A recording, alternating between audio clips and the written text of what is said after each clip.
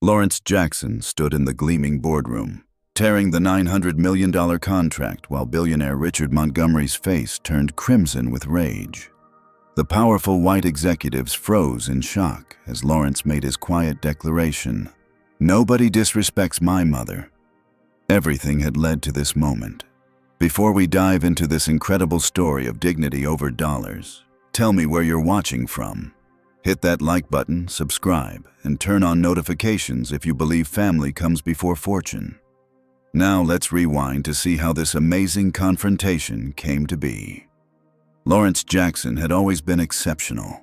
Growing up in a modest neighborhood in Detroit, his intellectual brilliance was evident from an early age.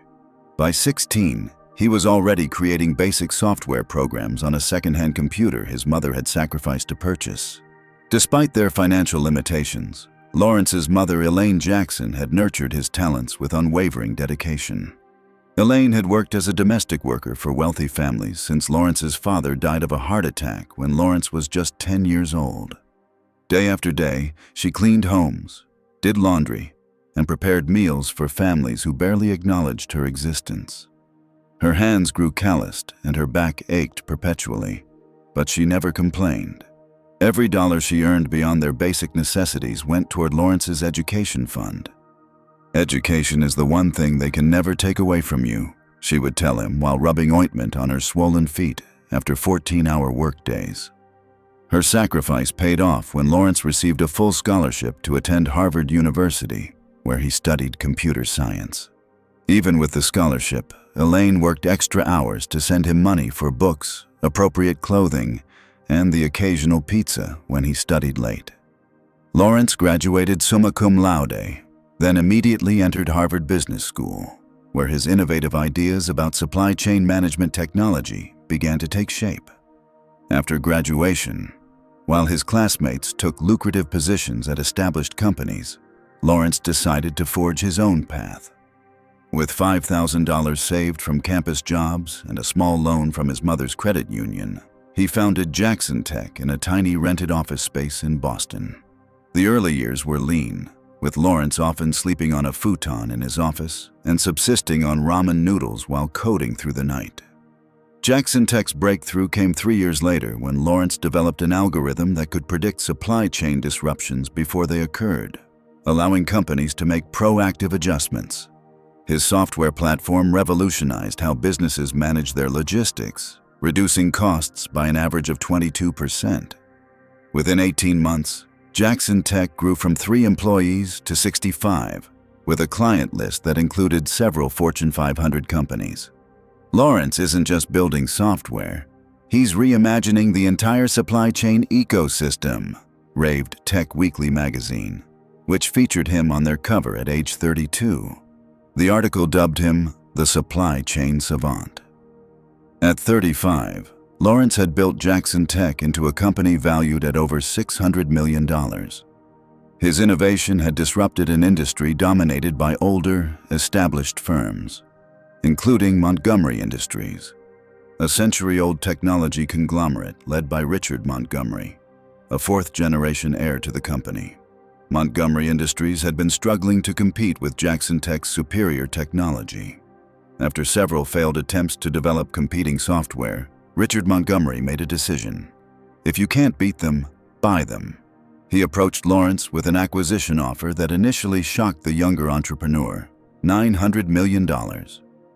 "With our resources and your innovation, we could transform the industry," Richard told Lawrence during their first meeting at Montgomery's penthouse office overlooking Central Park. "You've built something remarkable, and I respect self-made success."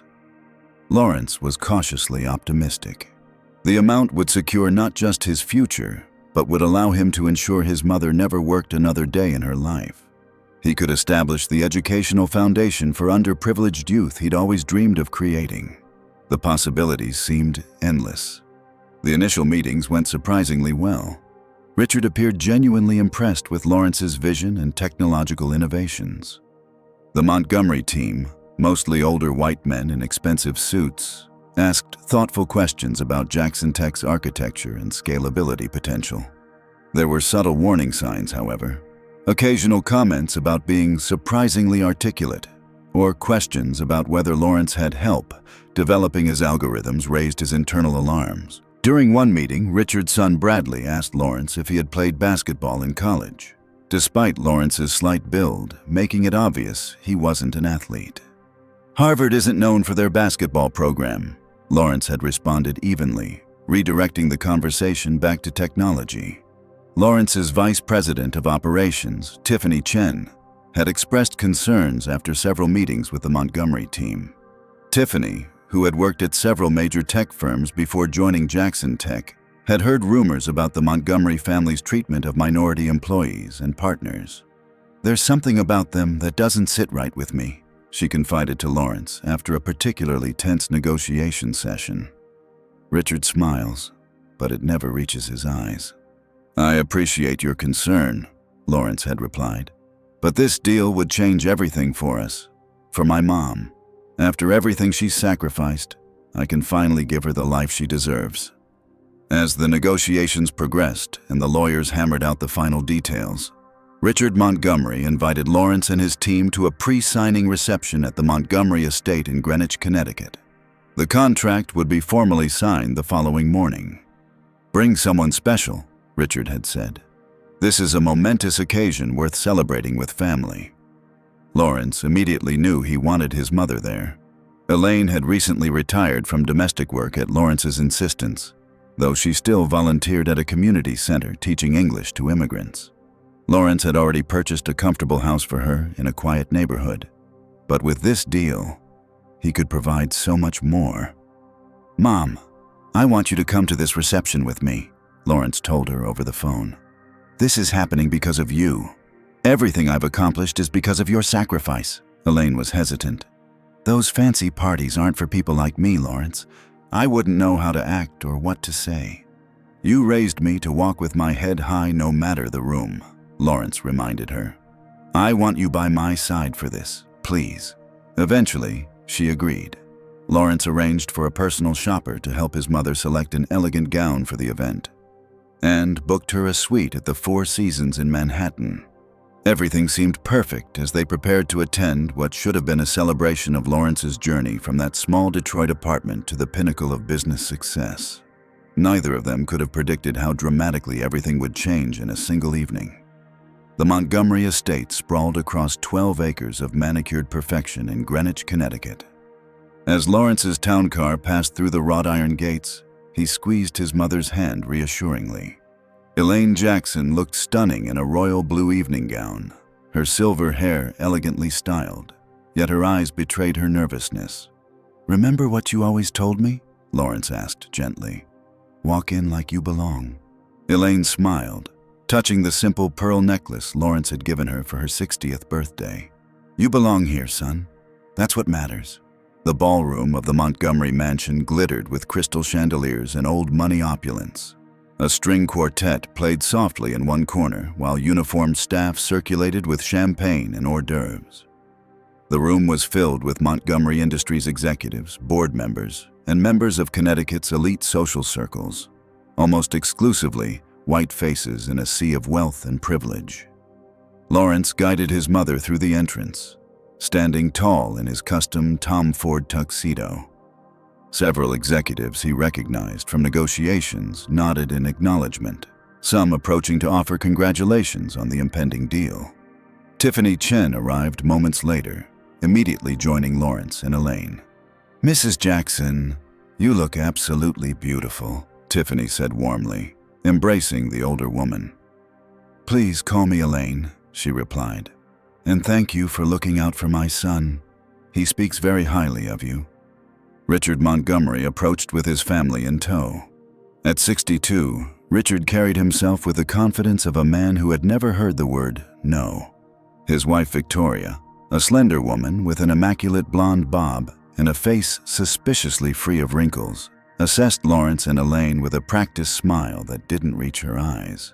"Lawrence, welcome to our home," Richard boomed, shaking Lawrence's hand firmly. "And this must be your mother?" "Yes, this is my mother, Elaine Jackson," Lawrence said proudly. "Mom, this is Richard Montgomery, his wife Victoria, their son Bradley, and daughter Kendall." Bradley Montgomery, in his early 30s with his father's build but none of his restraint, gave Lawrence a perfunctory handshake before his eyes slid past Elaine without acknowledgement. Kendall, a willowy 20-something whose Instagram influence exceeded her actual accomplishments, barely glanced up from her phone. "How nice," Victoria said, her eyes sweeping over Elaine. "You know, we're actually short-staffed tonight. Our regular caterer brought fewer servers than promised." Lawrence stiffened. "My mother is here as my guest, Mrs. Montgomery." Victoria's smile tightened. "Of course, I just meant, never mind. Please, enjoy yourselves." As the Montgomerys moved away to greet other guests, Lawrence noticed his mother's smile had faltered slightly. Before he could say anything, a senior vice president from Montgomery Industries approached with questions about integration timelines, pulling Lawrence into a business conversation. Across the room, Elaine stood alone, clutching her small evening purse. A server offered her champagne, which she declined politely. She observed her son in his element, confident, articulate, respected. Her chest swelled with pride. "Excuse me," a sharp voice interrupted her thoughts. It was Victoria Montgomery. "The restrooms for staff are down the hallway past the kitchen." "I'm not staff," Elaine replied calmly. "I'm Lawrence Jackson's mother." Victoria's expression flickered between embarrassment and something harder to define. "My mistake. The guest bathrooms are upstairs, first door on the right." As Victoria walked away, Elaine overheard her murmur to another guest, "She looks exactly like our former housekeeper." When Elaine found the upstairs bathroom, a young woman who appeared to be part of the household staff stopped her. "Ma'am, this area is for family and guests only. Service personnel should use the facilities near the kitchen." "I am a guest," Elaine explained patiently. "I'm Lawrence Jackson's mother." The young woman's expression registered disbelief before she stepped aside reluctantly. Similar interactions continued throughout the evening. Servers would approach Elaine with trays, then express surprise when she took a canapé instead of adjusting the arrangement. Guests would begin conversations, then awkwardly drift away when they realized she wasn't there to refill their drinks. Meanwhile, Lawrence was continuously engaged in conversation with Montgomery executives and board members, occasionally scanning the room for his mother, but repeatedly pulled into discussions about transition plans and future innovations. Tiffany noticed Elaine's isolation and made her way across the room. "Everything okay, Elaine?" Elaine forced a smile. "Just feeling a bit out of place? Lawrence is busy, as he should be." "These people aren't worth your discomfort," Tiffany said quietly. "I've worked with their type my entire career. They smile while looking right through you." "I'm used to it, dear," Elaine replied. "I cleaned houses like this for 40 years. Richard Montgomery appeared suddenly, champagne in hand. "Ah, Lawrence's mother. Tell me, what do you think of our little gathering?" "Your home is very beautiful," Elaine replied politely. Richard laughed too loudly. "I bet it's quite different from what you're used to. You know, Lawrence has done remarkably well for himself, considering, well, his background." He leaned closer. "Between us, you must feel more comfortable in the kitchen than the ballroom, I know I would." Before Elaine could respond, Richard was called away by another guest. Tiffany squeezed Elaine's arm supportively. Across the room, Bradley Montgomery held court with several friends, their laughter carrying. "Dad's really going all out with this diversity hire, isn't he?" he said, loud enough to be overheard. $900 million for the optics of a black-owned acquisition. The board eats that inclusion crap up." A waiter passing by Elaine stumbled slightly, spilling champagne on the sleeve of her gown. "Sorry," he muttered without stopping, leaving Elaine to blot the stain with a cocktail napkin, her cheeks burning with embarrassment. Lawrence finally broke away from a conversation with board members, scanning the room for his mother. When he spotted her standing alone near a column, he began making his way toward her, only to be intercepted by Richard. "Lawrence, there's someone you absolutely must meet," Richard insisted, steering him toward an elderly man. "This is Walter Pembroke, our largest shareholder." By the time Lawrence extricated himself, Elaine had disappeared from view. Concerned, he asked Tiffany if she'd seen his mother. Last I saw, she was headed toward the terrace, Tiffany said, her expression troubled. Lawrence, I don't think she's being treated well. I've noticed several incidents. Lawrence frowned. What do you mean? Victoria Montgomery mistook her for staff, twice. And Bradley's been making comments within earshot. Nothing direct, but… Lawrence's jaw tightened. Find her for me? I need to wrap up one conversation, then I'll join you. As Tiffany went in search of Elaine, Lawrence couldn't shake a growing sense of unease. The subtle slights and microaggressions he'd dismissed during negotiations suddenly seemed more significant in light of how the evening was unfolding. He wondered if he'd been too willing to overlook warning signs in pursuit of the deal. Little did he know, the worst was yet to come. What happens when years of hard work and sacrifice culminate in a moment of profound disrespect? What choices would you make if forced to choose between wealth and dignity? The next phase of Lawrence and Elaine's evening at the Montgomery estate would test their resilience in ways they never anticipated. Victoria Montgomery stood in the center of the ballroom, surrounded by a circle of Greenwich's social elite, old money families who measured their lineage in generations and their worth in billions. Her laugh tinkled like the crystal champagne flutes being carried by servers as she held court. Elaine, come over here, Victoria called out loudly, waving imperiously as if summoning a servant. Conversations nearby quieted as Elaine, who had been speaking quietly with Tiffany near the terrace doors, looked up in surprise. All eyes turned to her. Yes, you, Victoria continued, beckoning insistently. Come here, please. Elaine walked slowly toward the group, conscious of the stares following her progress across the marble floor. Tiffany moved to accompany her, but a Montgomery executive intercepted her with questions about Jackson Tech's cloud infrastructure, effectively blocking her path. Everyone, this is Lawrence Jackson's mother, Victoria announced as Elaine joined the circle. Elaine worked as a domestic for decades. Didn't you, Elaine? Yes, I did, Elaine answered with dignity. I'm very proud of the work I did to put my son through college. Victoria smiled thinly. How quaint. Elaine, these ladies and I were just discussing the impossibility of finding good help these days. Perhaps you could share some of your cleaning secrets. I'm sure you know all the best tricks for getting rid of difficult stains. The women tittered behind their hands as Elaine stood frozen in the spotlight of their collective gaze. From across the room, Lawrence was deep in conversation with the Montgomery Industries board chairman, unaware of his mother's predicament. I specialized in maintaining homes to the standards my employers expected, Elaine replied carefully. But I'm here tonight as Lawrence's guest, not in a professional capacity. Of course, Victoria said dismissively. But while you're here, my housekeeper just can't get the marble in the guest bathroom properly polished. What would you recommend? Kendall Montgomery, who had been documenting the evening on her phone, snapped several photos of Elaine's uncomfortable expression, laughing with her friends as they huddled over the images. This is totally going on my private story, she whispered loudly enough for Elaine to hear. Across the ballroom, Richard Montgomery tapped a spoon against his glass, calling for attention. As the room quieted, he began a speech about the historic acquisition. Tomorrow marks a significant milestone for Montgomery Industries, he announced proudly. Our acquisition of Jackson Tech represents our commitment to diversity and inclusion in the technology sector. Lawrence, standing near the chairman, felt a slight discomfort at the framing. His company was being acquired for its revolutionary technology and market position, not as a diversity initiative. Richard continued, in today's business climate, optics matter. This acquisition checks an important box for our shareholders and board. He chuckled, raising his glass toward Lawrence. And the technology isn't half bad either. Scattered laughter rippled through the crowd as Lawrence maintained his professional smile, though his discomfort grew.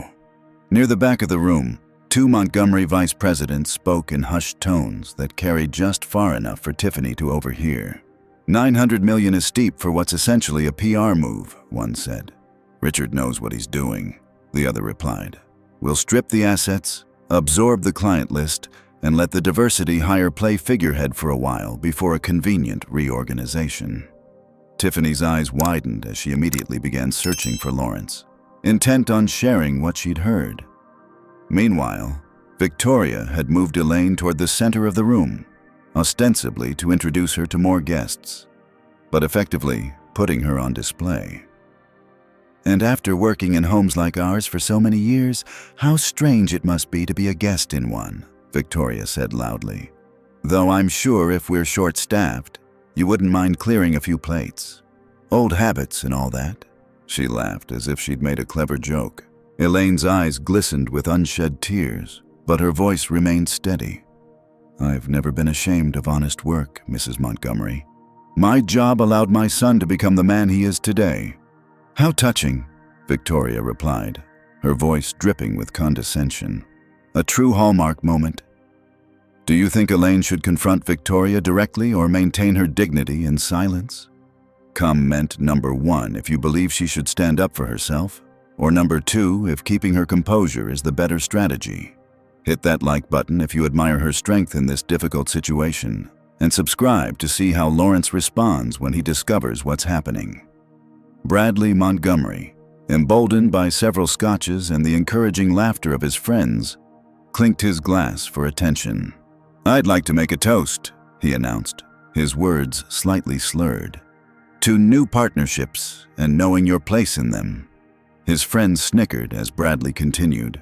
"To Lawrence Jackson, who climbed so high despite starting so low." His gaze drifted meaningfully toward Elaine. "And to his mother, who clearly taught him how to clean up in the business world."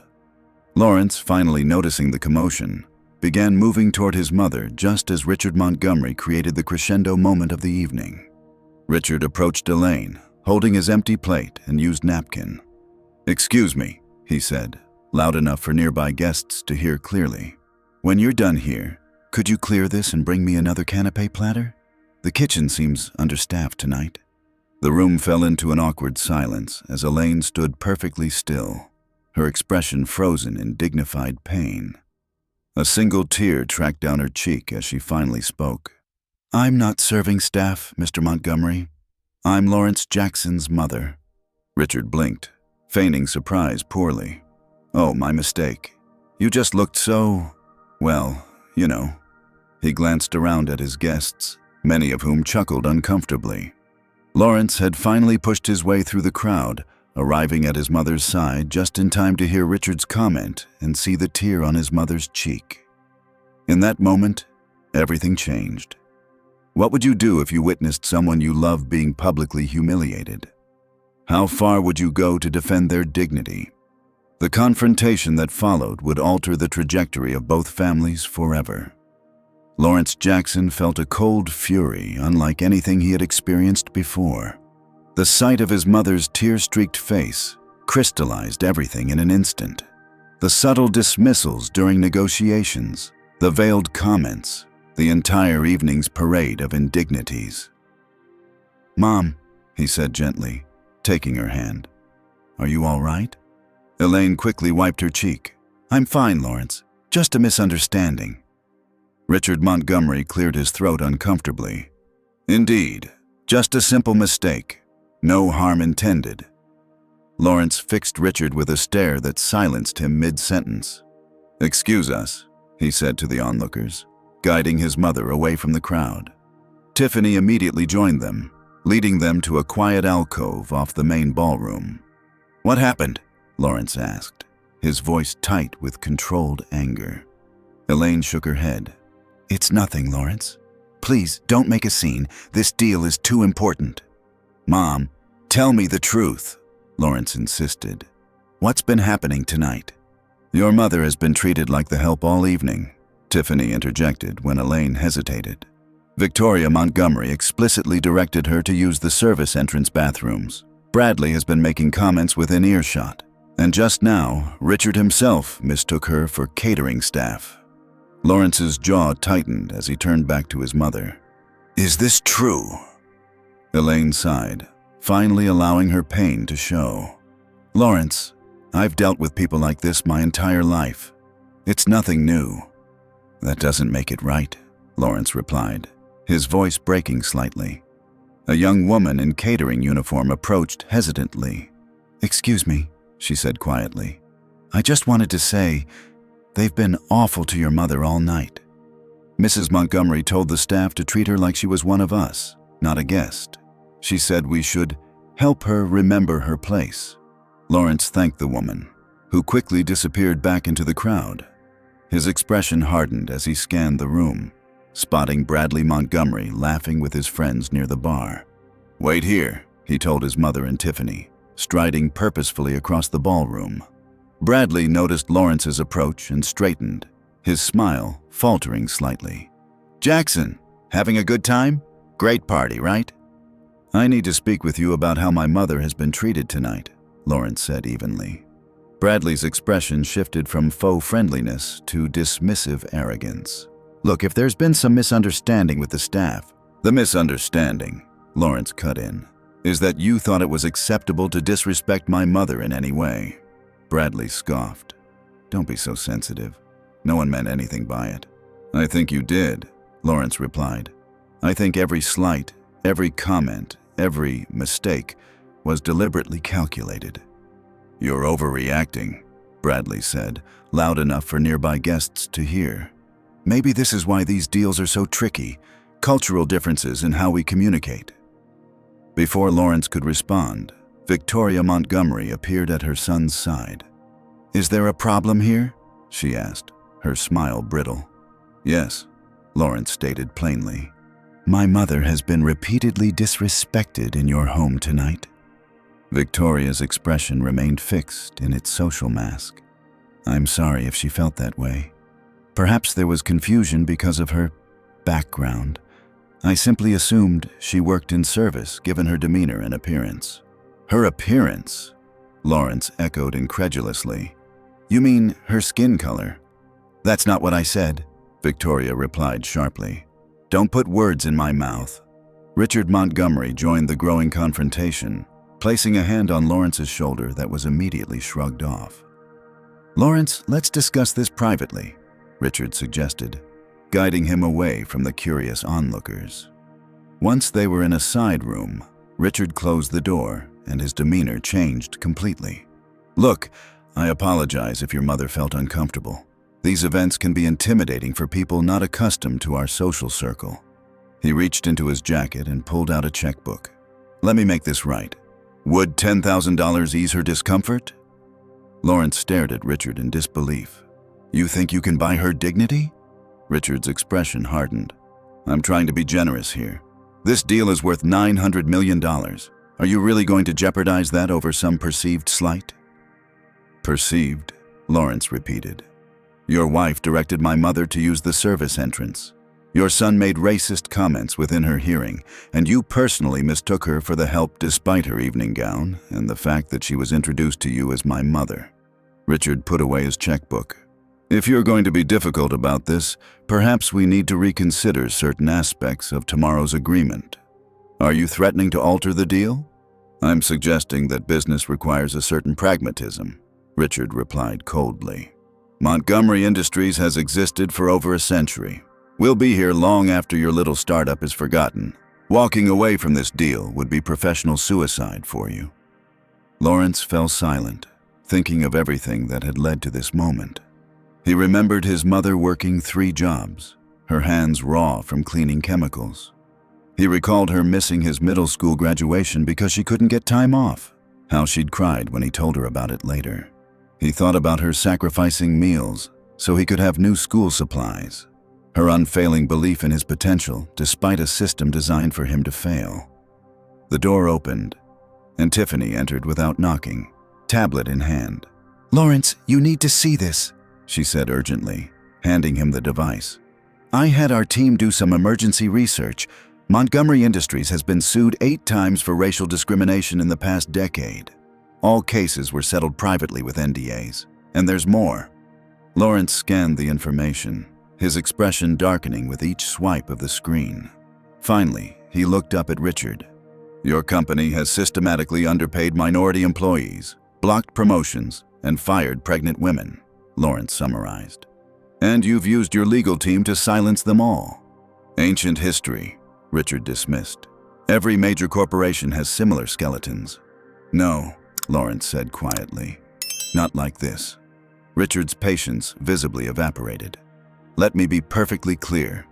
If you walk away from this deal, I will personally ensure that no major company in this industry ever does business with you again. Your investors will abandon you, your clients will disappear, and that little company you built will be worth pennies within a year.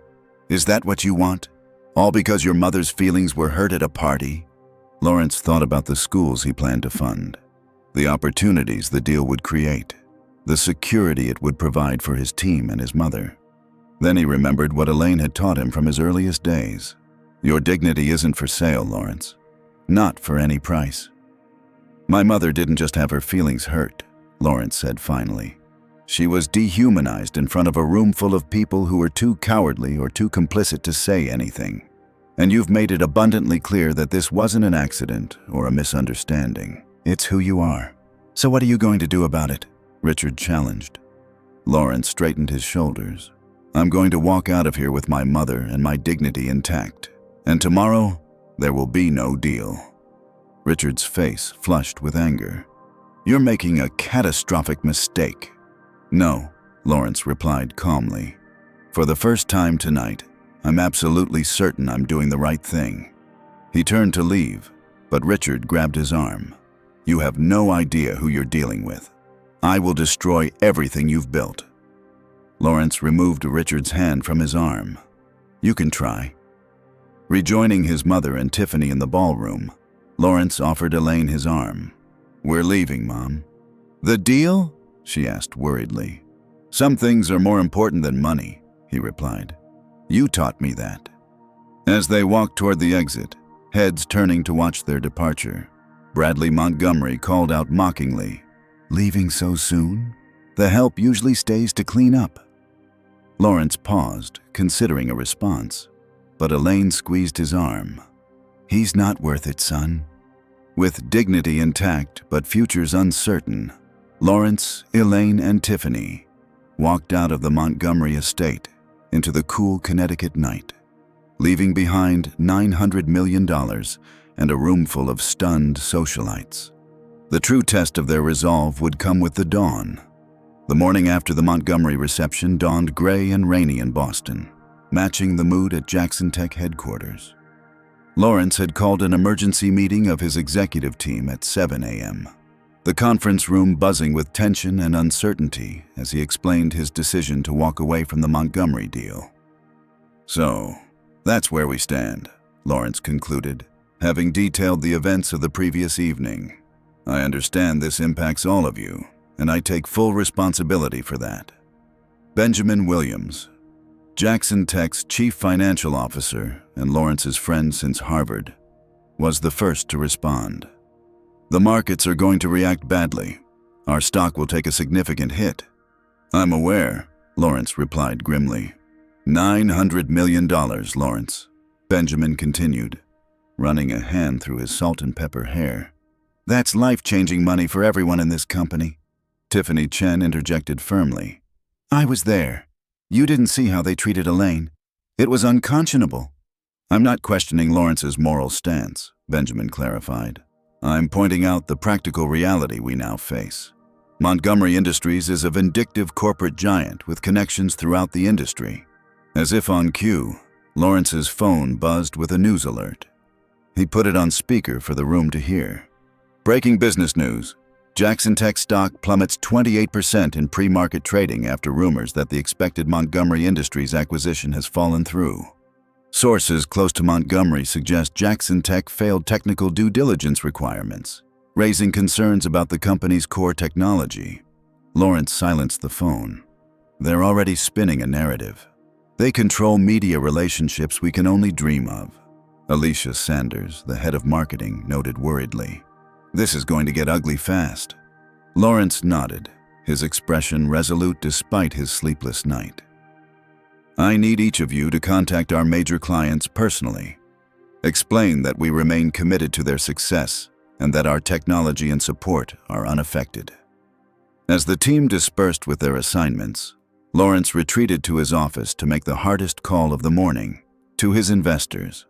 The largest, Vanguard Ventures, was not pleased.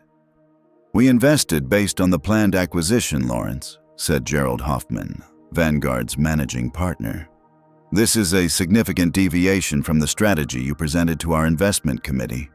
"I understand your concern," Lawrence replied. "But the terms Montgomery was suggesting at the 11th hour would have gutted our company's culture and mission." It wasn't entirely untrue. The disrespect shown to his mother had revealed Montgomery's true intentions for Jackson Tech's future. "The board will want to meet," Hoffman warned before ending the call. By midday, the situation had deteriorated further. Montgomery Industries had released an official statement expressing disappointment that Jackson Tech's technology failed to meet basic security and scalability requirements during final technical review, despite having completed extensive technical due diligence weeks earlier. Business news channels were running the story on constant rotation, with industry experts, many with ties to Montgomery, questioning Jackson Tech's viability without the acquisition. The company's stock had fallen 34% by noon. Lawrence sat with his mother in his condo that evening, both exhausted from the day's events. Elaine had been quiet since they'd left the Montgomery estate, carrying a burden of guilt despite Lawrence's assurances. "I should never have gone to that reception," she said softly, staring into her untouched cup of tea.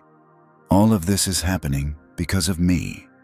"No, Mom," Lawrence said firmly. "This is happening because Richard Montgomery and his family showed their true colors. You didn't do anything wrong." "But your company, Lawrence, everything you've worked for, is still there," he finished for her. "The technology hasn't changed. Our team hasn't changed. We just need to weather this storm." Elaine reached across the table to take her son's hand. "You gave up so much because of me." "I gave up nothing that matters," Lawrence corrected her. "Money comes and goes, but dignity, that's what you taught me to value above all else." Their moment was interrupted by Lawrence's phone ringing. It was Tiffany. "Lawrence, Paradigm Software just canceled their contract. Their CEO said they received a call directly from Richard Montgomery suggesting our platform might become unsupported in the near future." Lawrence's jaw tightened. "Paradigm was 15% of our recurring revenue." "It gets worse," Tiffany continued. "Atlantic Commerce and TechSphere are both reviewing their options according to their procurement departments." After the call ended, Lawrence explained the situation to his mother, whose expression fell further. "He's trying to destroy you," she whispered. "He's trying," Lawrence agreed. "But he won't succeed." The following morning brought another crisis. First National Bank, which held Jackson Tech's business loans and line of credit, had sent a formal notice reviewing their lending terms based on material changes in business outlook. They were calling in a $2 million loan that had previously been established with favorable long-term rates. "They can't just change the terms," Lawrence argued on the phone with the bank's vice president. "Actually, Section 23(b) of your agreement allows adjustment based on substantial changes in company valuation, which has occurred," the banker replied mechanically. "We'll need the balance satisfied within 30 days. Benjamin William looked grim as he reviewed the company finances. "We have enough cash to cover it, but it will severely impact our operating runway. We'd need to consider staffing reductions to extend our viability." "No layoffs," Lawrence said firmly. "These people believed in us. I won't punish them for my decision." "Lawrence," Benjamin said carefully, "I respect what you did. God knows I would have done the same if someone treated my mother that way. But from a purely financial perspective, we have to consider all options." "Find another way," Lawrence insisted. "Cut my salary to zero if necessary." As the week progressed, the pattern became clear. Montgomery Industries was systematically cutting off Jackson Tech's oxygen. Major clients were exiting their contracts under pressure. Potential investors suddenly became unreachable. Even the commercial real estate company that leased them office space discovered problems with their building code compliance that had never been issues before. Lawrence maintained a brave face for his team, but privately, the strain was taking its toll. He had started building Jackson Tech with nothing but determination and talent. The prospect of watching it crumble despite having a superior product was almost unbearable. Elaine noticed her son's deteriorating condition as he visited her on Sunday, having lost weight and developing dark circles under his eyes. "You're not sleeping," she observed, placing a plate of food in front of him that he barely touched. "I'm fine, Mom." "Don't lie to me, Lawrence Jackson. I didn't raise you to lie." He managed a small smile at her familiar admonishment. "We're facing some challenges at work." "Because of what happened with the Montgomerys?" Lawrence nodded reluctantly. "Richard is influential. He's making things difficult." Elaine sat across from him, her expression troubled. "Maybe you should call him. Try to salvage something." "No," Lawrence said firmly. "That's not an option." "I hate seeing you suffer because of me," Elaine said, her voice breaking slightly. "This isn't your fault, Mom, and we're going to get through it." His phone buzzed with a text from Tiffany. "Emergency. Call me ASAP." Stepping away to make the call, Lawrence heard the worst news yet.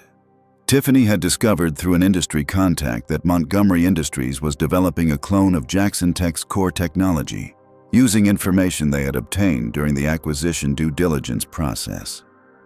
"They can't do that," Lawrence said. "The NDAs they signed specifically prohibited using our technical documentation for any purpose other than evaluation." "They're doing it anyway," Tiffany replied. "And they've hired David Reynolds." Lawrence felt his stomach drop. David had been Jackson Tech's lead architect until 6 months ago when he left for a startup that subsequently failed. He knew the code base intimately. With David helping them, they could have a competing product within months, Lawrence realized aloud. "Exactly. And with their market reach, they could effectively make us obsolete." When Lawrence ended the call, he found his mother watching him with concern. "It's getting worse, isn't it?"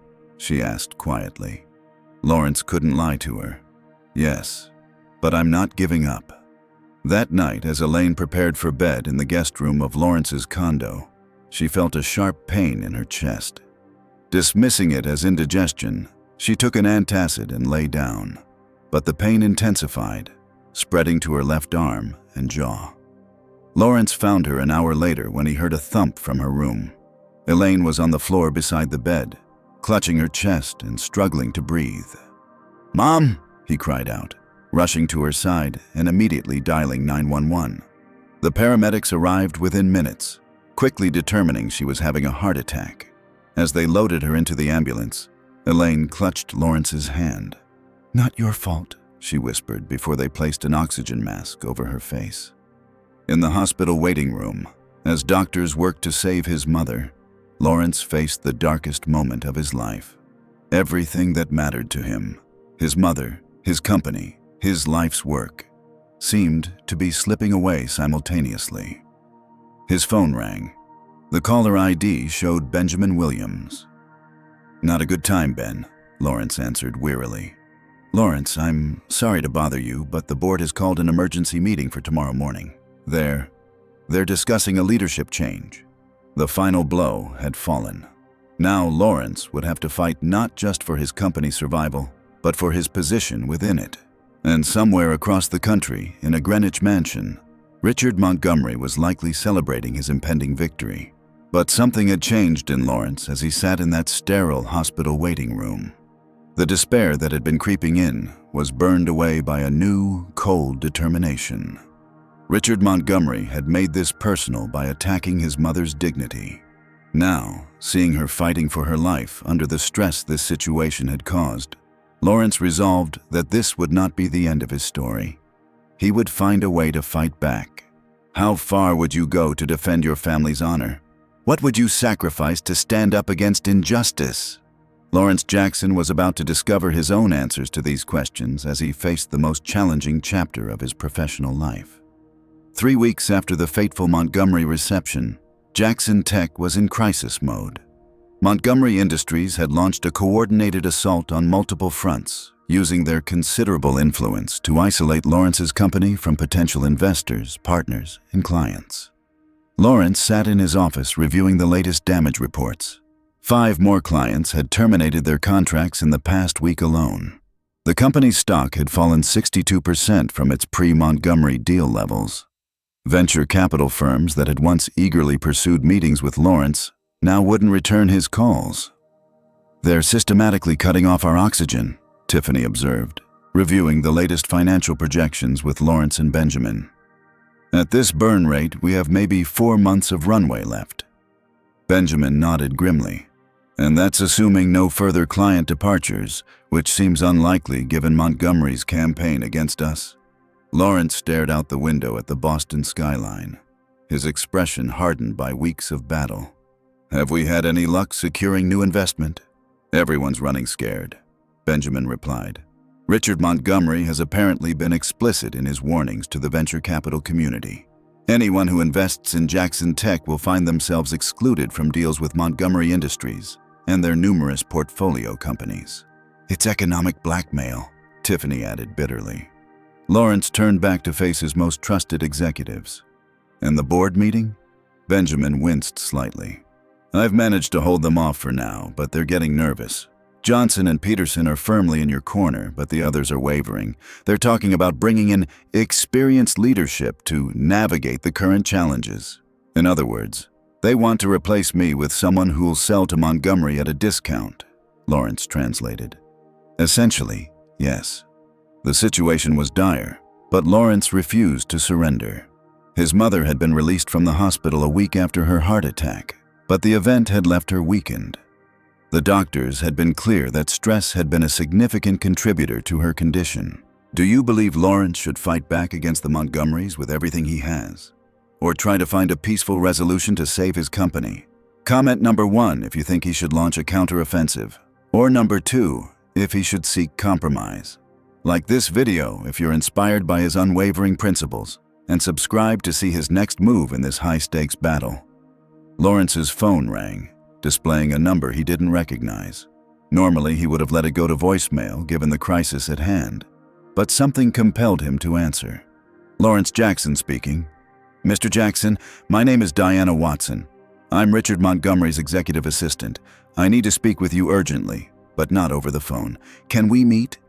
Lawrence's suspicion was immediate. "How do I know this isn't some kind of trap?" "Because I'm risking my career and possibly more by contacting you," she replied, her voice tense. "I've worked for Richard for 8 years. I know what he's doing to your company, and I can't be part of it anymore." After consulting with Tiffany and Benjamin, Lawrence agreed to meet Diana at a quiet coffee shop in Cambridge, far from both companies' offices. Tiffany insisted on accompanying him as a precaution. Diana Watson proved to be a slender woman in her early 40s with intelligent eyes and a perpetually worried expression. She glanced nervously around the cafe before speaking in hushed tones. "First, I want you to know that what happened to your mother was planned," she began without preamble. "Victoria and Richard discussed it beforehand. They wanted to see if they could provoke you into doing something that would give them leverage in the final negotiations." Lawrence's expression darkened. "They deliberately humiliated my mother as a negotiating tactic?" Diana nodded grimly. "Richard never intended to honor the $900 million valuation. The plan was to create an incident that would allow him to renegotiate at the last minute, claiming your unprofessional behavior had created new concerns." "That's despicable," Tiffany said. "It gets worse," Diana continued. "After you walked away, Richard became obsessed with destroying Jackson Tech. I've worked for difficult executives before, but this is different. It's personal for him now." "Why are you telling us this?" Lawrence asked. Diana hesitated. "Because what they're doing is wrong, and because—" She reached into her bag and removed a USB drive. "Because they're not just trying to ruin your business. They're breaking the law." The drive contained internal emails, financial records, and strategy documents from Montgomery Industries. As Diana explained, Richard had been engaged in a pattern of unethical and potentially illegal business practices for years, including systematic discrimination in hiring and promotion, price-fixing arrangements with supposed competitors, falsification of environmental compliance data, bribery of foreign officials for contracts, tax evasion through elaborate offshore structures. "He's untouchable inside the company," Diana explained. "The board is packed with his friends and family members, The few who have questioned his methods have been forced out. Lawrence studied the materials, his mind racing with possibilities. "This is incredibly risky for you," he observed. Diana nodded. "My father worked for Montgomery Industries for 32 years. When he developed Parkinson's, they found a way to terminate him just before his pension would have vested. I took this job hoping to change things from the inside, but that was naive." After Diana left, Lawrence, Tiffany, and Benjamin spent hours reviewing the documents. "This is explosive," Benjamin said finally. "But using it carries significant risks. Whistleblower or not, these documents were obtained through questionable means. And Montgomery's legal team would bury us in litigation," Tiffany added. Lawrence was quiet for a long moment. "We need to be strategic. This isn't just about saving Jackson Tech anymore. It's about stopping Richard Montgomery from continuing to harm people." The following day, while Elaine rested at home under the care of a nurse, Lawrence convened a secret strategy session with his core team. The conference room blinds were drawn, phones were collected at the door, and network connectivity was disabled to prevent any possibility of leaks. "Montgomery tried to steal our technology," Lawrence began. "But what he doesn't know is that I've been working nights on a complete redesign of our core architecture." He pulled up technical diagrams on the screen, showing a revolutionary new approach to supply chain management that went far beyond their current offering. "This isn't just an improvement," Tiffany realized, studying the specifications. "This is a quantum leap." Lawrence nodded. "Montgomery's trying to copy our existing platform. Let him. By the time they get it to market, it'll be obsolete." Benjamin looked skeptical. "Development costs for something this ambitious would be enormous, and our runway is shrinking by the day." "That's where we need to get creative," Lawrence replied. "We can't access traditional investment right now, so we need to find partners who aren't vulnerable to Montgomery's influence." Lawrence revealed that he had already begun confidential discussions with Montgomery's 3 largest competitors. Rather than seeking acquisition, he was proposing a strategic partnership model where Jackson Tech would remain independent but provide exclusive technology advantages to these partners in their respective market segments. "Divide and conquer," Tiffany said with dawning appreciation. "None of them could challenge Montgomery alone, but together." "Exactly," Lawrence confirmed. "And with Diana's information, we have leverage that goes beyond business. We're not going to use it for blackmail. That would make us no better than Richard. But it does give us insight into Montgomery's vulnerabilities." As the team refined their counter-strategy, Lawrence received an unexpected call. Elaine's condition had worsened, and she was being readmitted to the hospital. Lawrence rushed to her side, temporarily setting aside business concerns. Sitting beside his mother's hospital bed, watching her breathe with the assistance of oxygen, Lawrence felt a renewed sense of purpose. Everything she had sacrificed for him, every indignity she had suffered to give him opportunities, it all came into sharp focus. "I won't let them win, Mom," he promised the sleeping Elaine. "Not just for Jackson Tech, but for every person they've ever mistreated." When he returned to the office the following day, Lawrence brought with him a clarity and determination that inspired his beleaguered team. Their counteroffensive would proceed on multiple fronts. Accelerated development of the next-generation platform, codenamed Phoenix. 2. Strategic partnerships with Montgomery's competitors. 3. Careful, legal use of Diana's information to neutralize Montgomery's attacks. 4. A complete reframing of their public narrative, from victims to innovators. The next 2 weeks passed in a blur of 18-hour workdays, cold takeout, and the kind of focused energy that comes from fighting for survival. Lawrence led by example, coding alongside his development team, joining sales calls with potential partners, and personally reassuring nervous employees about the company's future. Then came the breakthrough they desperately needed.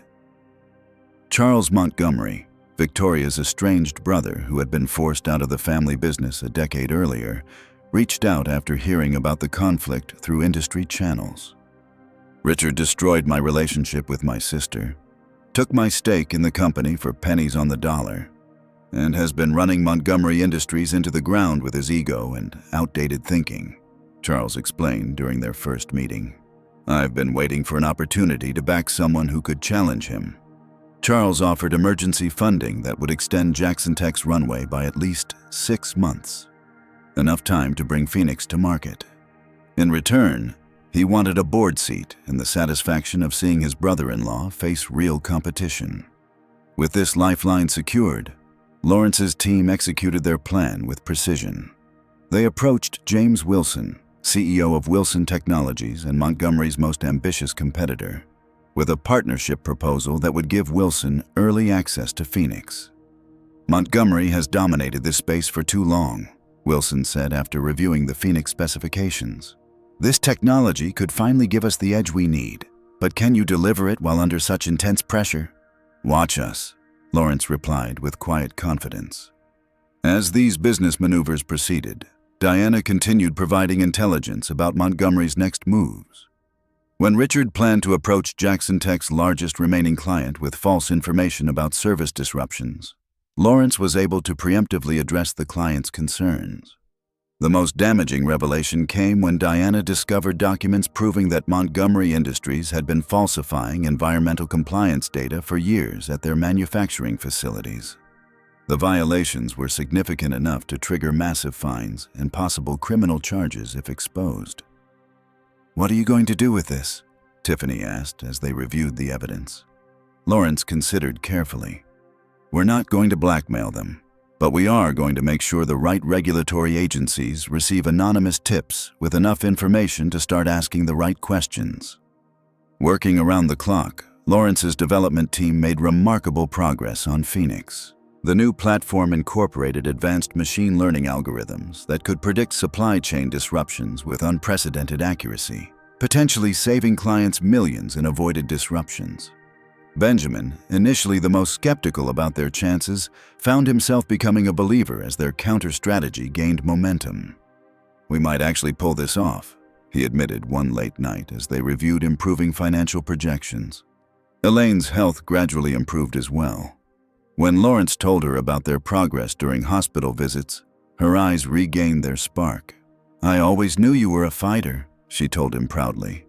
The turning point came when a major industry publication ran a feature story on the battle for supply chain's future, portraying Lawrence as an innovative David against Montgomery's stagnant Goliath. The article, researched thoroughly and written without Montgomery's influence, presented an accurate picture of the conflict and Jackson Tech's technological advantages. As Lawrence stood in the Jackson Tech office reading the article on his tablet, surrounded by his tired but determined team, he allowed himself the first genuine smile in weeks. "They tried to bury us," he said, looking around at the people who had stood by him through the darkest days. "They didn't know we were seeds." The Montgomery Empire had begun to show its first cracks. Now it was time to apply pressure until those cracks became fissures. What did Lawrence discover that could turn the tide in this high-stakes corporate battle? How will Richard Montgomery respond when he realizes he's losing control?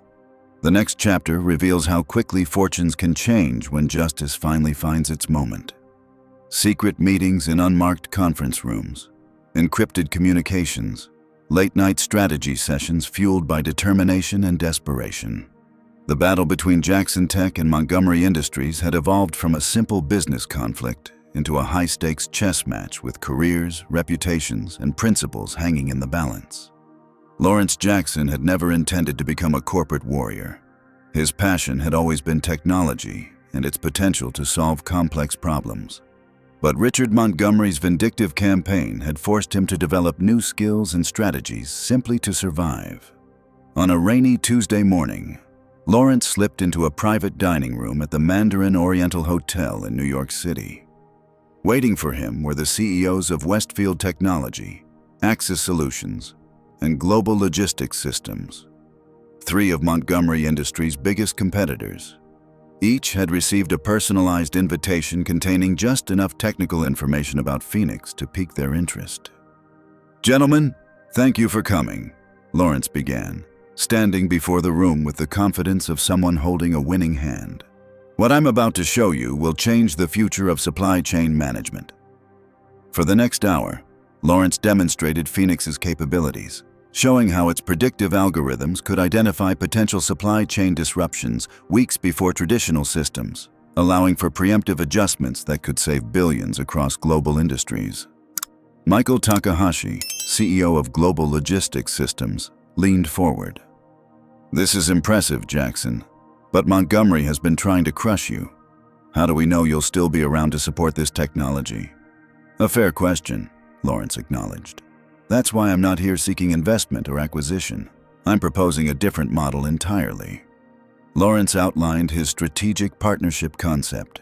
Jackson Tech would remain independent, but would offer exclusive implementations of Phoenix to each company for different market segments, preventing direct competition between partners while creating a united front against Montgomery Industries.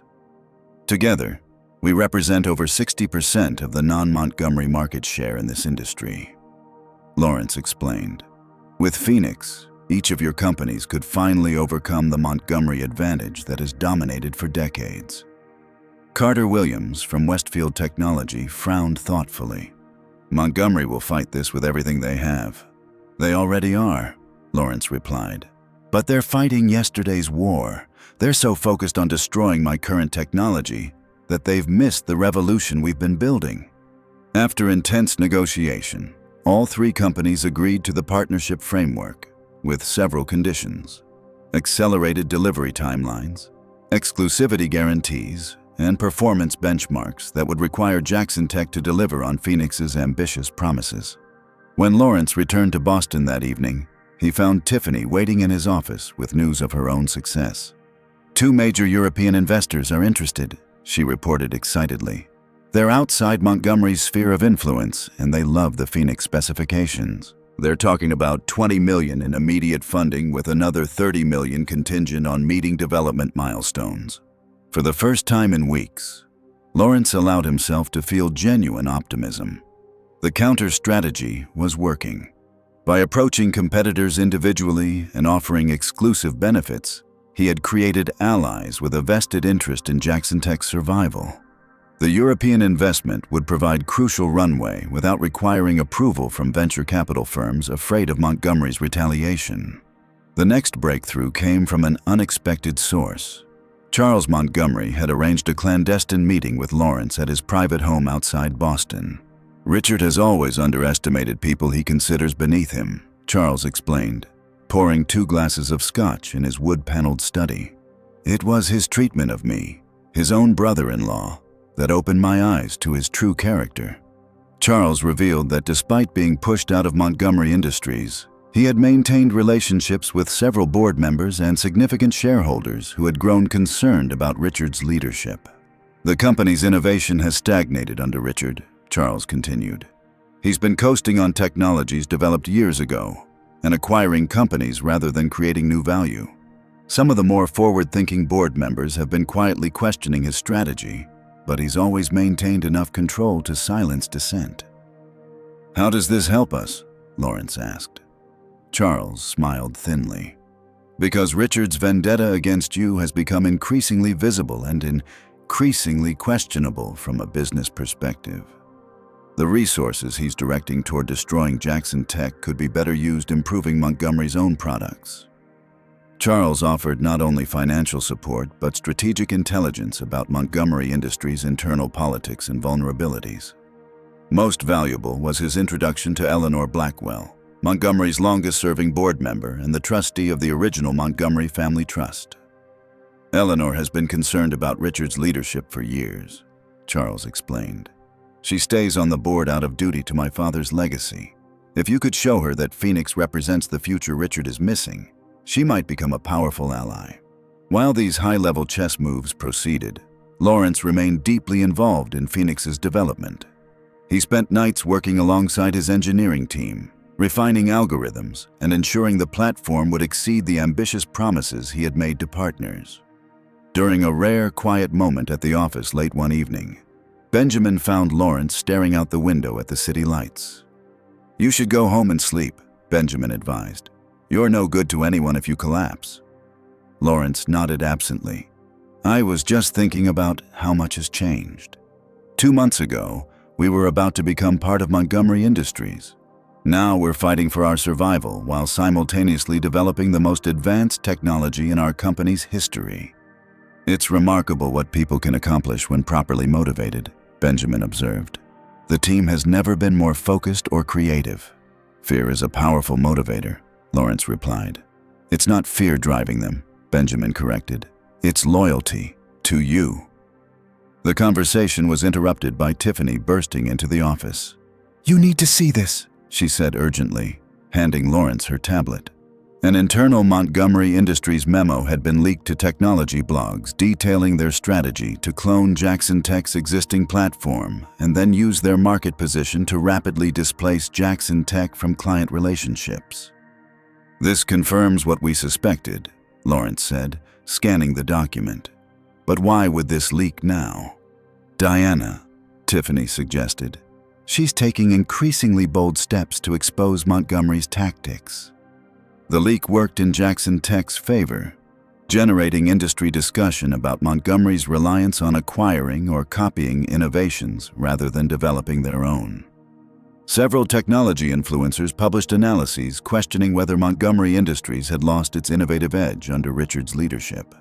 The real game changer came during Lawrence's hospital visit to his mother. Elaine had improved enough to sit up in bed and engage in longer conversations. As Lawrence updated her on the business situation, she asked a simple but profound question. What would your father have done? She asked quietly.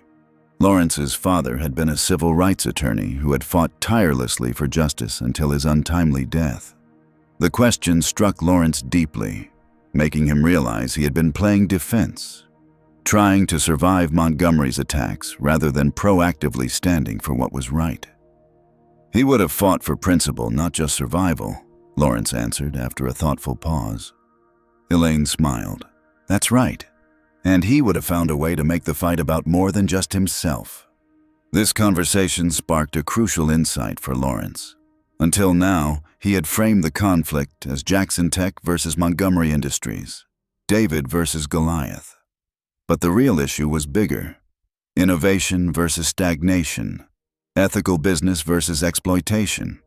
Diversity of thought versus entrenched privilege. Returning to the office energized, Lawrence called his executive team together.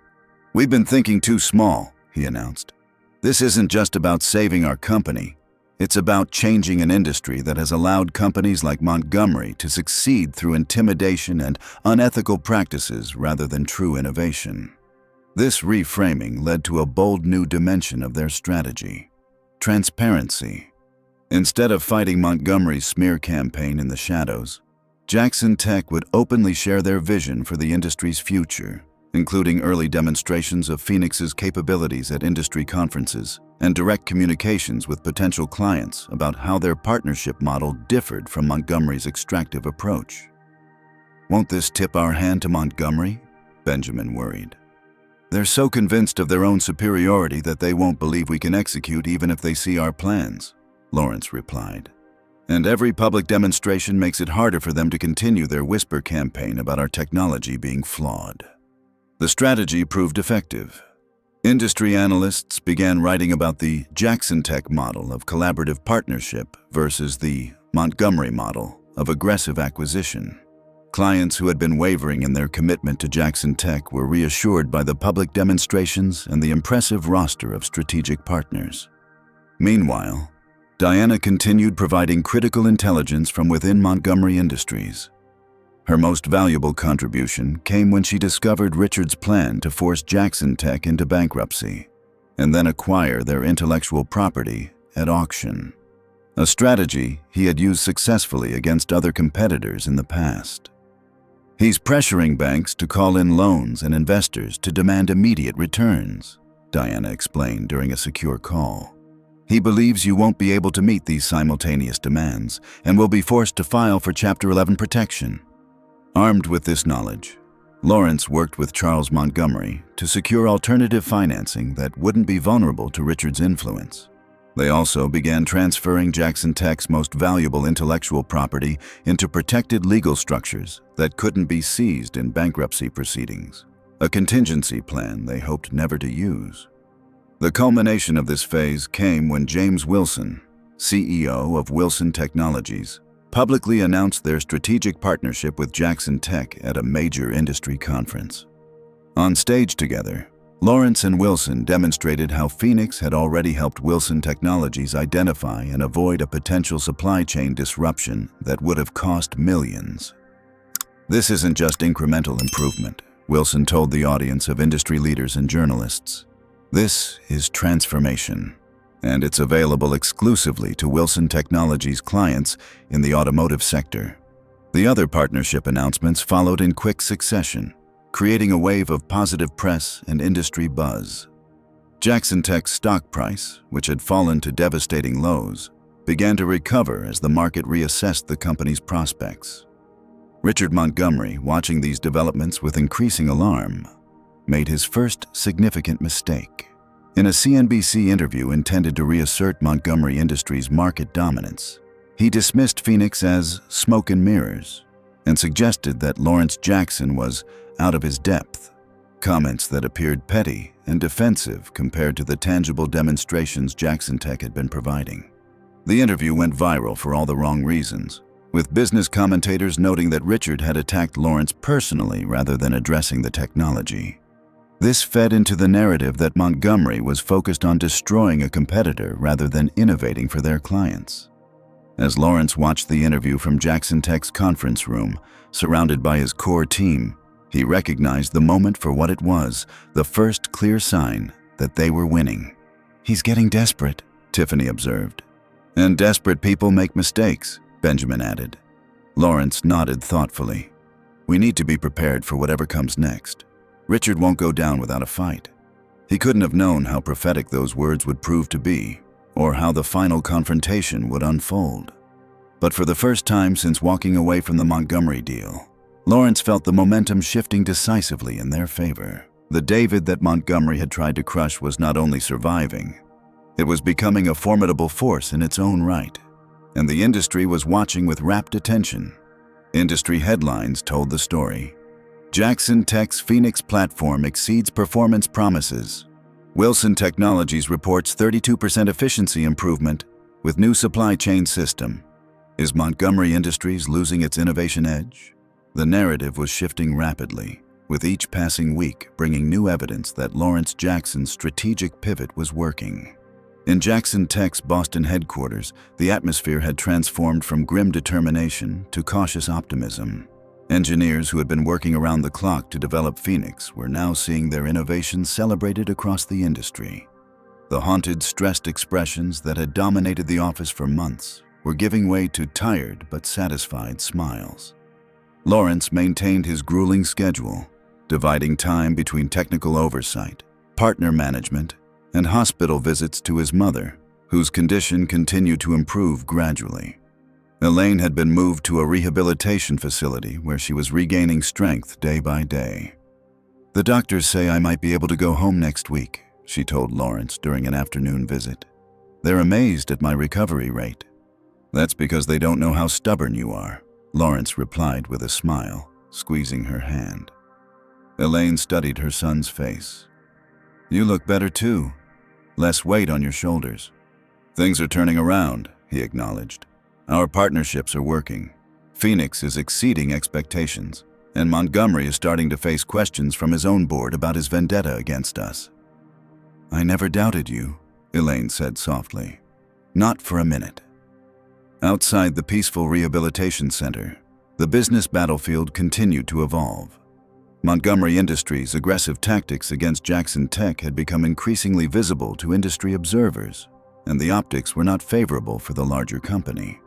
When Montgomery attempted to pressure a major logistics conference into rescinding Lawrence's speaking invitation, the organizers not only refused but publicly criticized the attempt to silence a competitor. The Phoenix platform's success with early partners generated tangible results that couldn't be dismissed as hype. Global logistics systems reported preventing a major supply chain disruption that would have cost their largest client an estimated $42 million. Exactly the kind of real-world validation that Jackson Tech needed to attract new clients, despite Montgomery's ongoing interference. Diana Watson continued her covert assistance, though with increasing caution as Richard Montgomery had launched internal investigations seeking the source of recent leaks. Her most valuable intelligence came in the form of board meeting minutes showing growing concern among Montgomery Industries directors about Richard's focus on destroying Jackson Tech rather than addressing their own product development lag. 3 board members explicitly questioned the resources being directed toward your company's downfall, Diana reported during a secure call. Eleanor Blackwell was particularly pointed, asking whether Montgomery Industries was now in the business of competitive harassment rather than technology innovation. This internal dissent created an opportunity that Charles Montgomery was quick to exploit, quietly rallying support among board members and major shareholders who had become concerned about Richard's leadership. The company's stock price had remained stagnant while competitors partnered with Jackson Tech were seeing significant gains. Lawrence's public profile was rising as well. An influential business magazine included him in their 40 Under 40 list, highlighting his resilience in the face of Montgomery's attacks and his innovative partnership model. The article quoted anonymous industry sources praising Lawrence's integrity and walking away from the $900 million deal on principle. "We're getting requests for interviews from major business publications and TV shows," Alicia Sanders, Jackson Tech's head of marketing, reported during a strategy meeting. "They're framing this as a David versus Goliath story, and frankly, people love seeing David win." Benjamin, always the pragmatist, cautioned against premature celebration. "Our financial position has stabilized, but we're not out of the woods yet. Montgomery still has tremendous resources and influence." "Agreed," Lawrence replied, "which is why we need to press our advantage now, while momentum is on our side."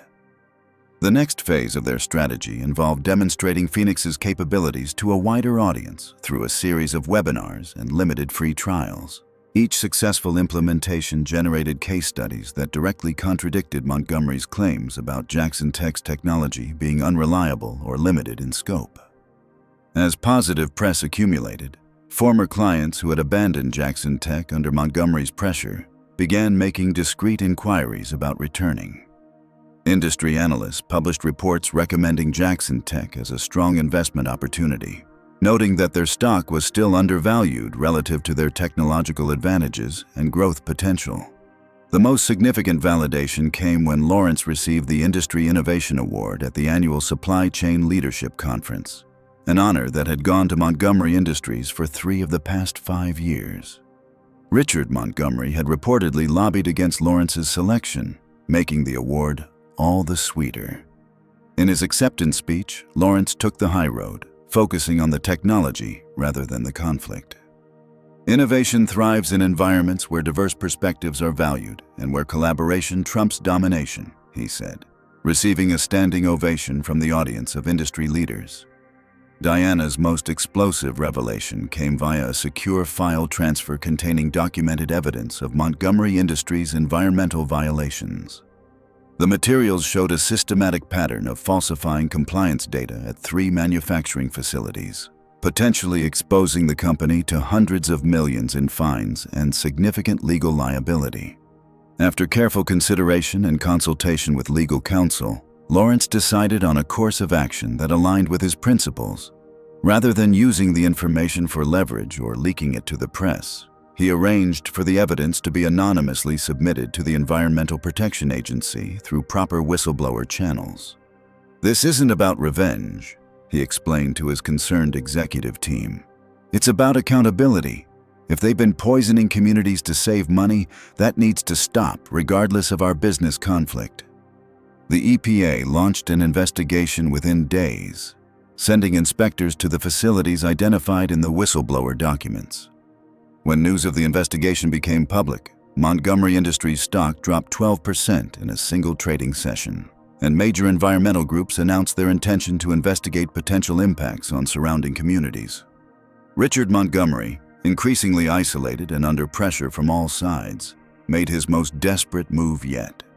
Using fabricated evidence provided by a former Jackson Tech employee who had been terminated for ethical violations, Montgomery attempted to plant a story in the technology press, claiming that Phoenix contained stolen code from Montgomery Industries systems. The allegation might have gained traction months earlier, but the landscape had shifted. Technology journalists who received the evidence were skeptical of the timing and Montgomery's motives. Several contacted Jackson Tech for comment, giving Lawrence the opportunity to comprehensively refute the claims. Jackson Tech's legal team also filed for a comprehensive code review by an independent third party, which quickly confirmed that Phoenix had been built from the ground up with no relationship to Montgomery's technology. The failed smear attempt backfired spectacularly. Technology blogs that had initially reported the allegations as developing news published follow-up stories highlighting Montgomery's apparent desperation. One influential site ran the headline, "Montgomery's false claims show how far behind they really are." Diana, whose position within Montgomery Industries had become increasingly precarious as Richard's paranoia grew, made the difficult decision to go public with her knowledge of the company's unethical practices. In a carefully documented exposé published by a major business journal, she detailed the systematic discrimination, environmental violations, and Montgomery's personal vendetta against Lawrence Jackson. The incident with Lawrence Jackson's mother wasn't an unfortunate misunderstanding, she wrote. It was a deliberate attempt to create leverage in negotiations by humiliating a guest. When Mr. Jackson refused to tolerate this treatment, Richard Montgomery became obsessed with destroying not just Jackson Tech but Lawrence Jackson personally. The article sent shockwaves through the business community. Montgomery Industries' PR team scrambled to contain the damage, issuing denials that rang hollow against Diana's detailed documentation. Photographs emerged showing Elaine Jackson being directed to service areas at the fateful reception, corroborating her account and further damaging Montgomery's credibility. Social media erupted with support for Lawrence and condemnation of the Montgomery family. Dignity over dollars began trending as people shared their own experiences of workplace discrimination and praised Lawrence's principled stand. Victoria and Bradley Montgomery found themselves unwelcome at the social events they had once dominated, with several charitable organizations quietly removing them from guest lists to avoid controversy. Public opinion has completely shifted, Tiffany reported during a strategy meeting. Montgomery is being portrayed as the embodiment of entrenched privilege and outdated business practices, while we're seen as the future-focused innovators who stood on principle. The SEC announced an investigation into Montgomery Industries based on Diana's disclosures, focusing particularly on potential securities fraud related to undisclosed environmental liabilities and misleading statements to investors. Major institutional shareholders began privately expressing concerns to board members about the company's governance and leadership. Lawrence received a surprising call from Eleanor Blackwell, the senior Montgomery Industries board member who had been increasingly critical of Richard's leadership. "I knew your father, Mr. Jackson," she said when they met in her elegant Boston apartment. "He represented a community organization in a discrimination case against one of our subsidiaries 30 years ago. He was principled, articulate, and ultimately successful. I see those same qualities in you." Eleanor revealed that an emergency board meeting had been called to discuss Richard's future with the company. "There's significant support for removing him as CEO," she confided. "His vendetta against you has cost the company dearly, both financially and reputationally." As these developments unfolded, Jackson Tech continued its remarkable recovery. The company's stock had not only rebounded, but surpassed its pre-crisis levels as the market recognized the value of Phoenix and the strength of their partnership model. New clients were signing on weekly, attracted by proven results and the company's evident resilience. In a particularly satisfying twist, several former clients who had abandoned Jackson Tech under pressure from Montgomery returned with apologies and new contracts. The most significant was Paradigm Software, whose CEO personally visited Lawrence to restore their relationship. "We made a mistake letting Montgomery intimidate us," he acknowledged. "Your technology was always superior, and now the whole industry knows it." Elaine Jackson, fully recovered and back home, watched her son's vindication with quiet pride. "Your father would be so proud of you," she told Lawrence during a Sunday dinner at her house. "Not just for the success, but for how you achieved it, with integrity and purpose." The culmination of this remarkable turnaround came when Lawrence received a message from Richard Montgomery himself, requesting a private meeting. After consulting with his team and legal counsel, Lawrence agreed to the meeting on neutral ground, a conference room at the Four Seasons Hotel. As Lawrence prepared for this confrontation, he reflected on the extraordinary journey of the past 6 months. From the brink of destruction to industry leadership, from isolation to respected innovation, all because he had refused to allow his mother's dignity to be sacrificed for financial gain. The tide had turned decisively. But what did Richard Montgomery want? Reconciliation? Revenge? Or something else entirely? The final confrontation would reveal whether the Montgomery empire would adapt or crumble in the face of long overdue change. What's your guess about Richard's intentions? Comment number 1 if you think he'll try to salvage something from the situation, or number 2 if you believe he's planning one final attack. Like this video if you're inspired by Lawrence's incredible comeback, and subscribe to see the dramatic conclusion to this real-life business battle. 6 months after the fateful Montgomery reception, Lawrence Jackson stood in the elevator of Montgomery Industries headquarters, straightening his tie as he ascended to the executive floor. The journey that had brought him back to this building had been extraordinary by any measure, from near destruction to triumph, from vulnerability to strength. Beside him stood Tiffany Chen and Benjamin Williams, his most trusted executives and the people who had stood by him through the darkest days. They exchanged glances as the elevator climbed, each thinking of how improbable this moment would have seemed during those weeks when Jackson Tech's very survival had been in question. "Ready?" Tiffany asked as the elevator slowed. Lawrence nodded, his expression calm but determined. "More than ready." The doors opened to reveal the reception area of Montgomery Industries' executive suite, the same space where Lawrence had once arrived as a potential acquisition, full of optimism about the $900 million deal that would secure his company's future. Now, he returned under dramatically different circumstances. Richard Montgomery's assistant, Diana's replacement, greeted them nervously. "They're waiting for you in the main boardroom, Mr. Jackson." The boardroom doors opened to reveal a scene that would have been unimaginable 6 months earlier. Richard Montgomery seated not at the head of the table but to the side, his face drawn and his customary confidence absent.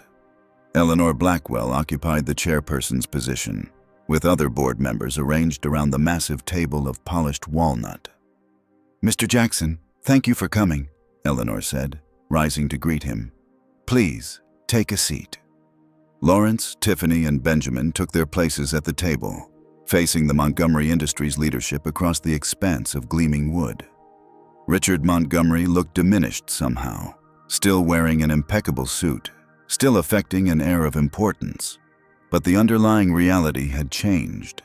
His eyes, which had once dismissed Lawrence with casual disdain, now held a mixture of resentment and something new: fear. "Let's get to the point," Richard said, attempting to control the meeting despite his clearly diminished status. "The situation between our companies has become untenable. The board has authorized me to offer $2 billion to acquire Jackson Tech, more than twice our original offer. This would represent an excellent return for your shareholders and resolve our differences." The room fell silent as all eyes turned to Lawrence. 6 months ago, $900 million had seemed a fortune. Now, $2 billion was being offered with an air of desperation rather than generosity. Lawrence allowed the silence to stretch for several seconds before responding. "That's a generous offer, Mr. Montgomery, but I'm afraid the situation has evolved beyond a simple acquisition discussion." "What exactly does that mean?" Richard demanded, his composure slipping. "It means," Lawrence said calmly, "that over the past 3 months, a consortium of investors led by Charles Montgomery has been quietly acquiring Montgomery Industries stock through various proxy entities." Richard's face drained of color. "That's impossible. Charles doesn't have that kind of capital." "He didn't," Lawrence agreed, "but he found partners who did, including several who were disturbed by your company's business practices and leadership approach." Eleanor Blackwell intervened. "Mr. Jackson, Are you saying that you now control a significant portion of Montgomery Industries? The consortium controls 48% of outstanding shares, Lawrence confirmed. Combined with the 14% controlled by board members who have pledged their support for new leadership, we effectively have a controlling interest. The boardroom erupted in shocked exclamations and hurried whispers. Richard Montgomery half rose from his chair, his face contorted with rage. This is outrageous! A hostile takeover orchestrated by my own brother-in-law? Not a takeover, Lawrence corrected him. A course correction. Montgomery Industries was once known for innovation and integrity. Under your leadership, it became known for bullying tactics, discrimination, and environmental violations. Lawrence opened a folder and distributed documents to each board member. These are the findings from the independent investigation commissioned by concerned shareholders. They detail a pattern of behavior that has exposed the company to significant legal, financial, and reputational risk. The board members began reviewing the documents with expressions ranging from shock to grim confirmation of long-held suspicions. The evidence was comprehensive and damning. Systematic discrimination in hiring and promotion, environmental violations, financial irregularities, and the personal vendetta against Elaine Jackson that had consumed company resources for months. I've built this company into a global powerhouse, Richard protested, looking desperately around the table for supporters. Everything I've done has been for Montgomery Industries. No, Richard, Eleanor Blackwell said firmly.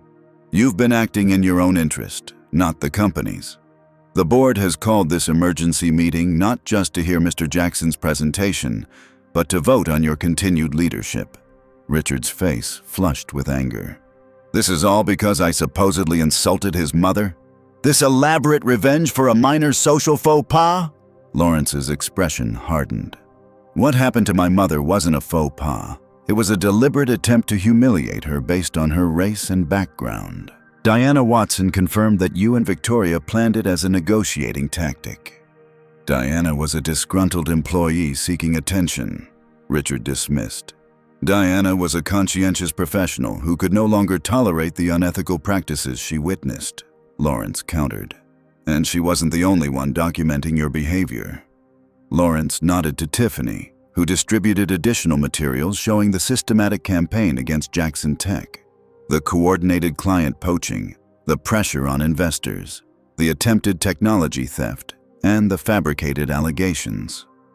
This wasn't business competition, Lawrence continued. This was a personal vendetta that damaged Montgomery Industries' focus, reputation, and financial performance. The board members exchanged troubled glances as they reviewed the evidence. Richard Montgomery, seeing his support evaporating, made a last desperate attempt to maintain control. This is all a manipulation, he insisted. Jackson has orchestrated this whole situation to destroy me because I saw through his overvalued technology. Are you really going to let him take over a company that's been in my family for generations? Eleanor Blackwell removed her reading glasses and fixed Richard with a stern gaze. Montgomery Industries was founded on innovation and integrity. Your grandfather understood that sustainable success comes from creating value, not destroying competitors. The board's responsibility is to the company and its shareholders, not to your ego or family pride. She turned to address the full board. We have before us a motion to remove Richard Montgomery as Chief Executive Officer of Montgomery Industries, effective immediately. Those in favor? One by one, hands rose around the table. Some confidently, others with evident reluctance but clear resolve. Richard watched in disbelief as the vote proceeded, the majority clearly in favor of his removal.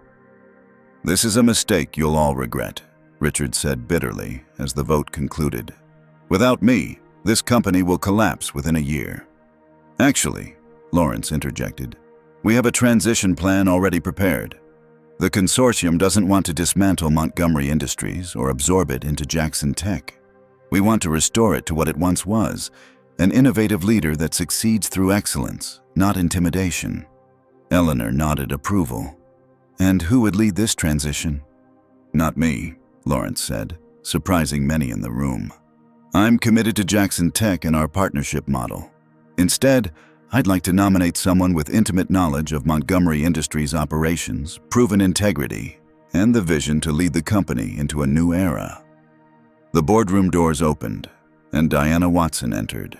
The former executive assistant had transformed her appearance, dressed not in the understated attire of support staff, but in the confident business attire of an executive. She walked to the table with composure that commanded attention. "Ms. Watson has an MBA from Wharton that she completed at night while working here," Lawrence explained. "She has intimate knowledge of every aspect of Montgomery's operations and has demonstrated extraordinary integrity under difficult circumstances.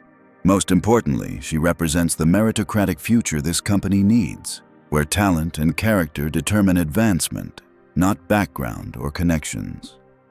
Richard Montgomery gave a scornful laugh. "My assistant?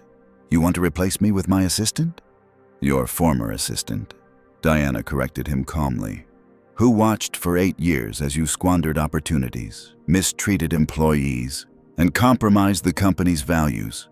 I stayed because I believed in what Montgomery Industries could be, not what it had become under your leadership." Eleanor Blackwell studied Diana thoughtfully. "It's an unconventional choice, but these are unconventional circumstances. The board will need to discuss this recommendation in detail." "Of course," Lawrence agreed.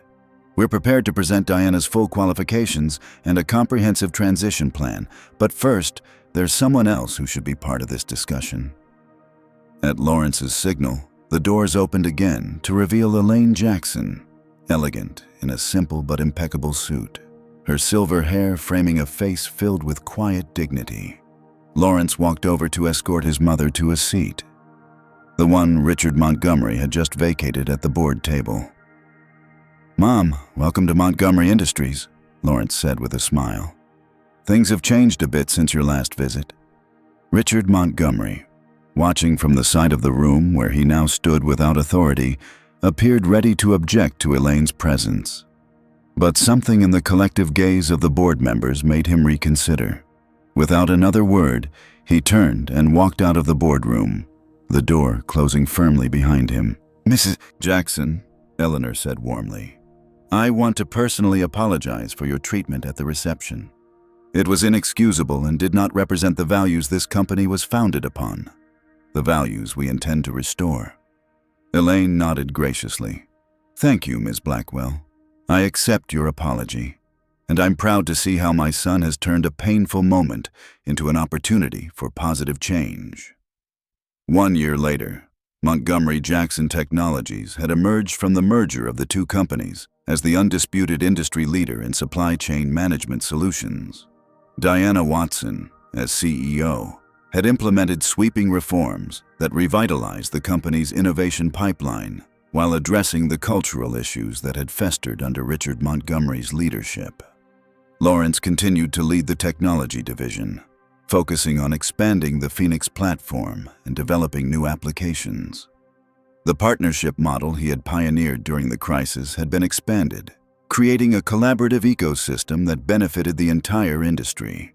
Richard, Victoria, and Bradley Montgomery had retreated from public view, their social standing diminished by the revelations about their behavior and business practices. The Montgomery family name remained on the company, paired now with Jackson, a symbolic recognition of how the conflict had transformed both entities into something stronger together than either had been separately. On a warm spring afternoon, Lawrence and Elaine visited his father's grave in a quiet Detroit cemetery.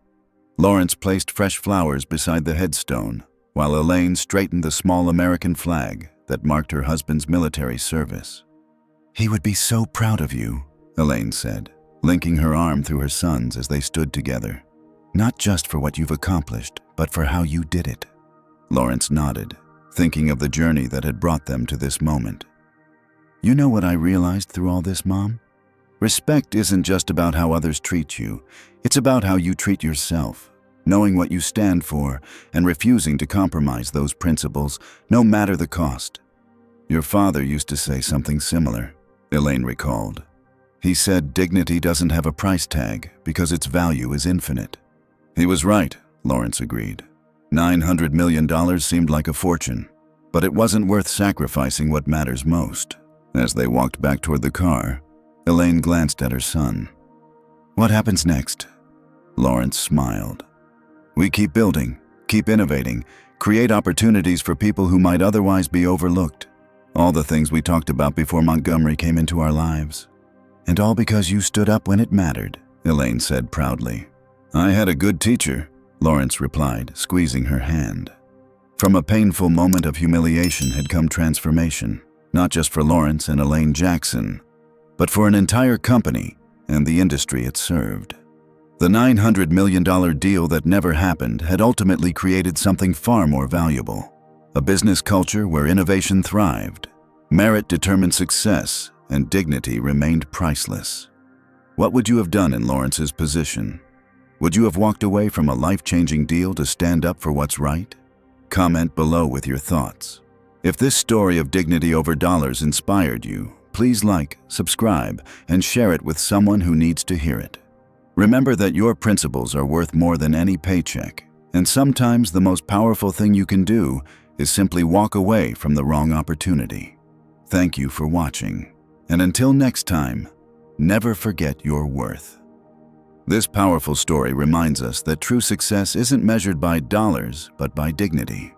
Lawrence Jackson demonstrated that standing firm on your principles might initially seem costly, but integrity ultimately prevails. The Montgomerys' wealth couldn't shield them from the consequences of their actions, proving that even established power structures can crumble when built on discrimination and disrespect. The most valuable asset in business isn't money, but character. Lawrence's refusal to compromise his values not only preserved his self-respect, but inspired loyalty from his team, attracted ethical partners, and ultimately created more sustainable success. His mother's quiet dignity throughout her humiliation reflected the strength that had shaped Lawrence's character from childhood. Sometimes, walking away from what seems like an opportunity reveals a better path forward. By rejecting the acquisition, Lawrence was forced to innovate and create a superior business model. This story teaches us that discrimination often masks fear of others' potential, and that true leadership means standing up for those who sacrificed for you, even when it comes at great personal cost. Remember, your worth isn't determined by others' treatment of you, but by your unwavering commitment to what's right.